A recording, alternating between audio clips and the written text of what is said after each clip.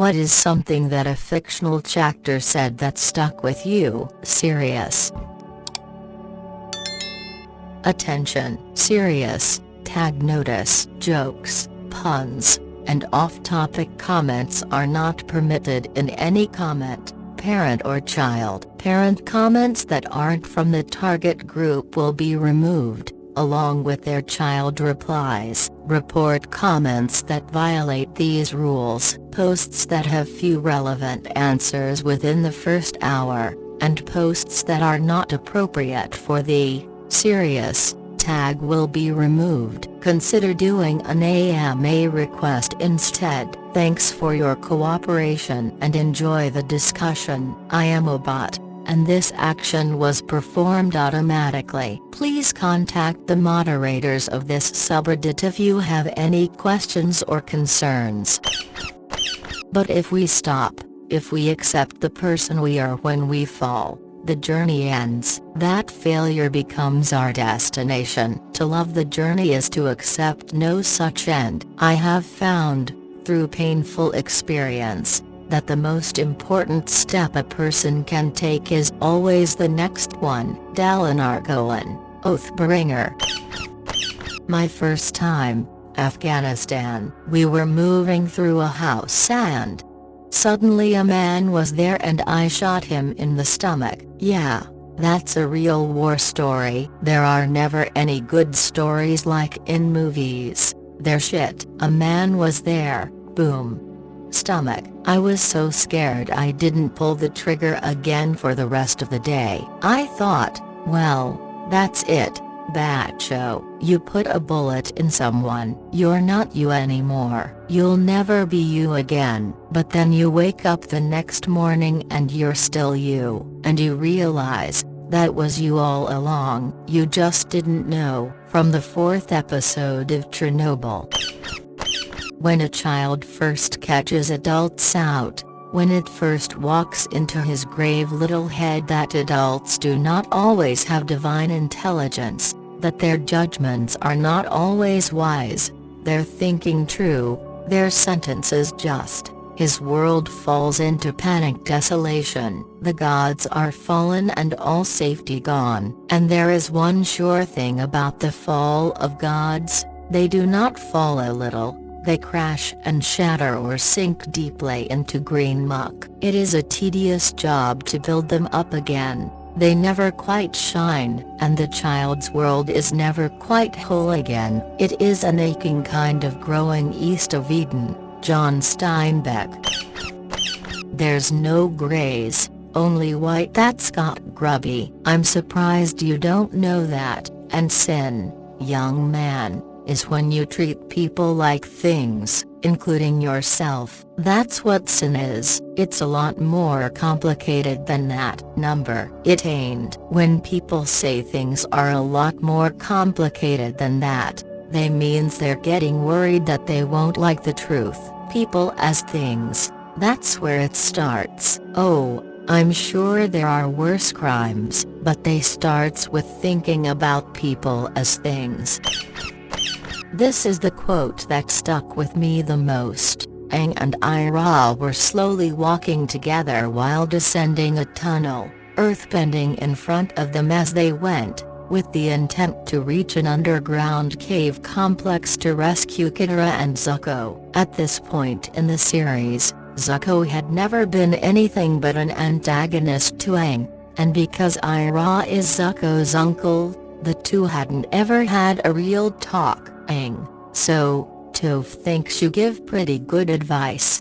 And great tea. Ira, the key to both is proper aging. What's on your mind? Aang, well, I met with this guru who was supposed to help me master the avatar state and control this great power. But to do it, I had to let go of someone I love.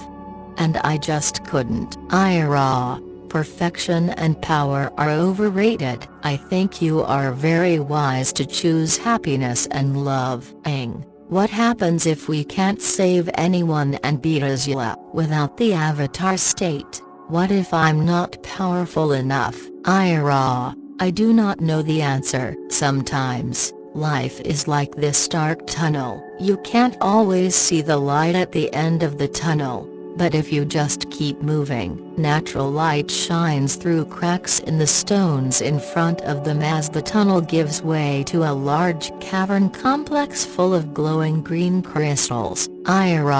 Smiling, you will come to a better place. You can ask any doctor. Sometimes it seems like patients just hang on until everyone's had a chance to say goodbye. J.D. Scrubs. By coincidence, I first watched that episode with that particular quote in it the night after my grandmom died. She died whilst I was on the plane to see her and say my goodbyes, and I missed her by mere hours. That particular line had me on the floor weeping like a baby.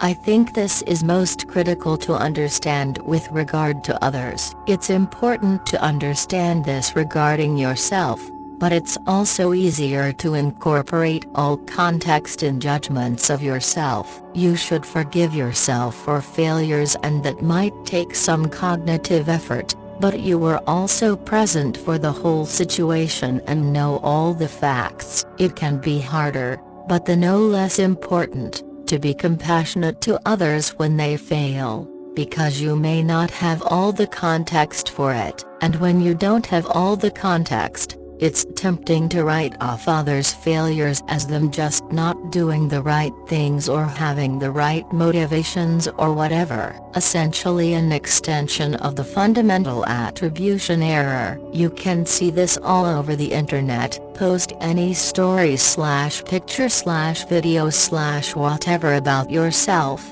or someone else, failing, and people will come from all corners of the world to tell you how you did this or that wrong and how the failure was all your fault and how they've never had any problems because they were smart / strong / motivated / whatever enough to do things this other way.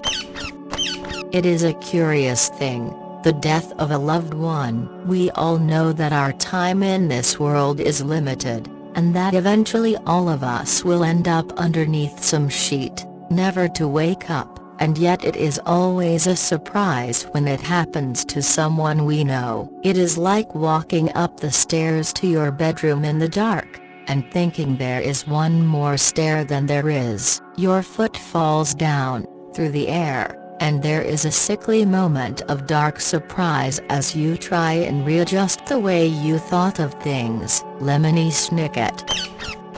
Ted Lasso. Guys have underestimated me my entire life, and for years, I never understood why. It used to really bother me, but then one day, I was driving my little boy to school and I saw this quote by Walt Whitman, and it was painted on the wall there. It said, "Be curious, not judgmental." I like that. So I get back in my car and I'm driving to work, and all of a sudden it hits me. All them fellas that used to belittle me, not a single one of them were curious. You know, they thought they had everything all figured out. So they judged everything, and they judged everyone. And I realized that they're underestimating me. Who I was had nothing to do with it. Sam's speech in Laughter. Fredo, I can't do this, Sam. Sam, I know it's all wrong. By rights we shouldn't even be here, but we are. It's like in the great stories, Mr. Fredo, the ones that really mattered. Full of darkness and danger, they were. And sometimes you didn't want to know the end, because how could the end be happy? How could the world go back to the way it was when so much bad had happened? But in the end, it's only a passing thing. This shadow, even darkness must pass. A new day will come, and when the sun shines it will shine out the clearer.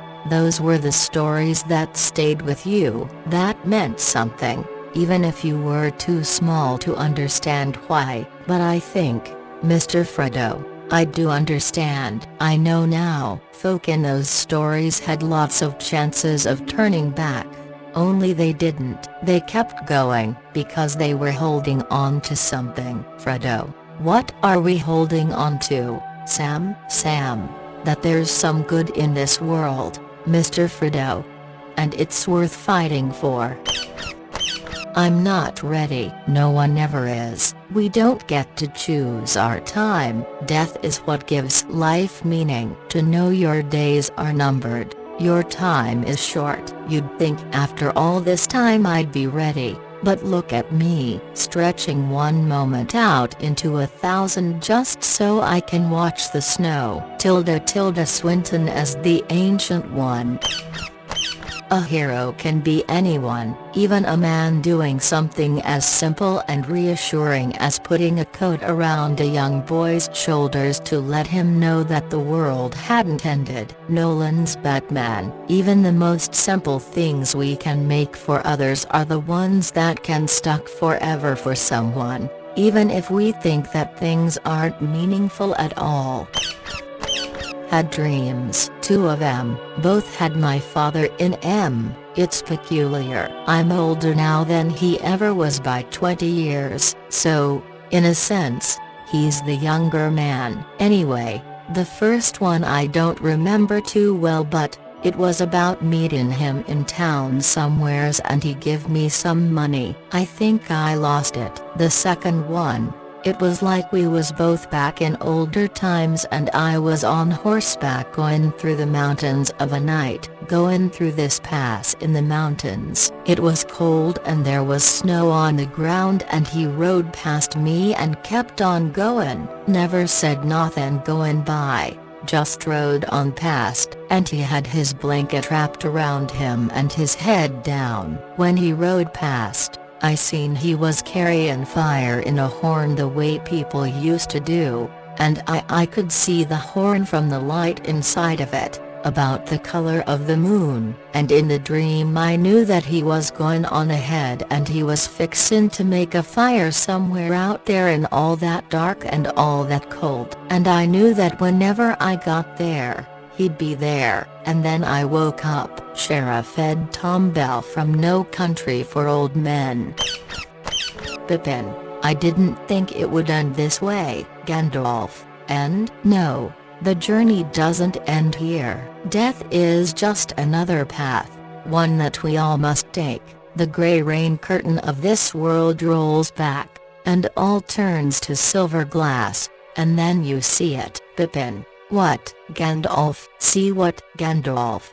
White shores, and beyond, a far green country under a swift sunrise. Pippin, well, that isn't so bad, Gandalf. No, it isn't. For me was the Rocky's speech to his son in Rocky 6. Let me tell you something you already know. The world ain't all sunshine and rainbows. It's a very mean and nasty place, and I don't care how tough you are, it will beat you to your knees and keep you there permanently if you let it. You, me, or nobody is gonna hit as hard as life. But it ain't about how hard you hit, it's about how hard you can get hit and keep moving forward. How much you can take and keep moving forward. That's how winning is done. To go along with that, his monologue from the scene on the bench. Sean, if I asked you about art, you'd probably give me the skinny on about every art book ever written. Michelangelo, you know a lot about him, life's work, political aspirations, him and the Pope, sexual orientation, the whole works, right? But I bet you can't tell me what it smells like in the Sistine Chapel. You've never actually stood there and looked up at that beautiful ceiling, seen that. If I ask you about women, you'd probably give me a syllabus of your personal favorites. You may have even been laid a few times, but you can't tell me what it feels like to wake up next to a woman and feel truly happy. You're a tough kid. If I ask you about war, you'd probably throw Shakespeare at me, right? Once more into the breach, dear friends.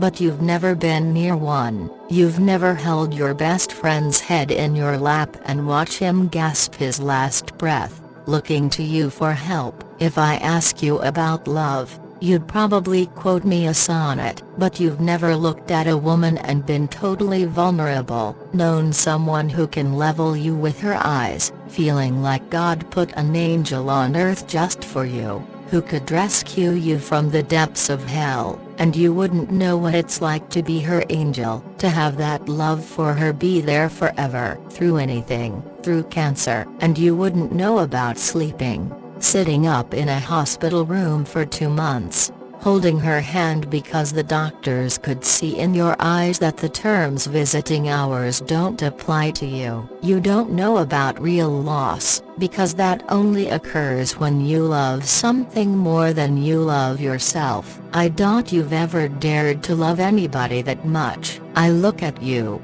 I don't see an intelligent, confident man. I see a cocky, scared shitless kid. But you're a genius, Will. No one denies that. No one could possibly understand the depths of you. But you presume to know everything about me because you saw a painting of mine. You ripped my fucking life apart. You're an orphan, right? Do you think I'd know the first thing about how hard your life has been, how you feel, who you are because I read Oliver Twist? Does that encapsulate you? Personally, I don't give a shit about all that, because you know what? I can't learn anything from you that I can't read in some fucking book. Unless you want to talk about you, who you are, and I'm fascinated, I'm in. But you don't want to do that, do you, sport? You're terrified of what you might say. Your move, Chief.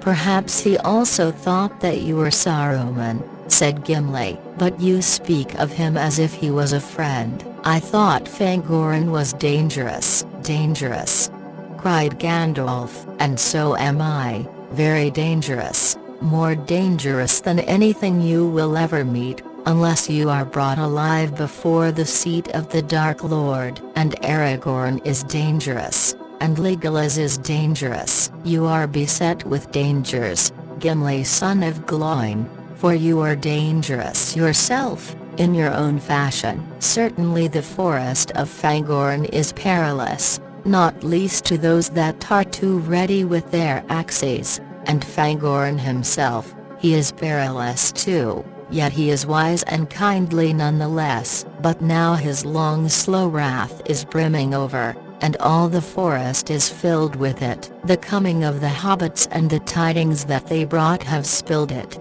It will soon be running like a flood, but its tide is turned against Saruman and the axes of Isengard. A thing is about to happen which has not happened since the elder days. The Ents are going to wake up and find that they are strong.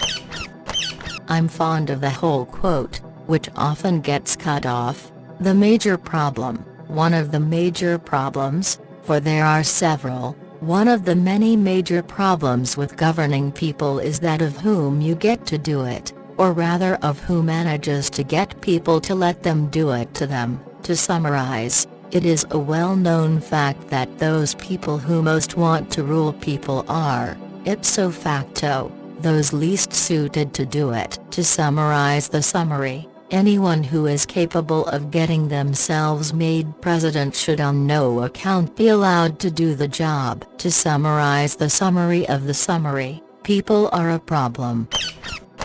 That one hit me like a truck. I have a half-brother, a secret result of a one-night stand, 5 years older, younger than our other half-siblings. I'm the youngest. He found me on FB a few years ago. I never asked if he had a relationship with our father. He never said. My mom wanted to know, but I never asked. After our father died last year, my half-brother told me he never met our father as an adult. I didn't realize it until then, but I was hoping that was the case. I was terrified he was a father to my brother, when he never was to me. He hated me. I wanted him to hate Brian, too, because he loved our other half-siblings. If he loved Brian, too, I was the only one he hated. If he hated Brian, who is so much like me, then it wasn't just me,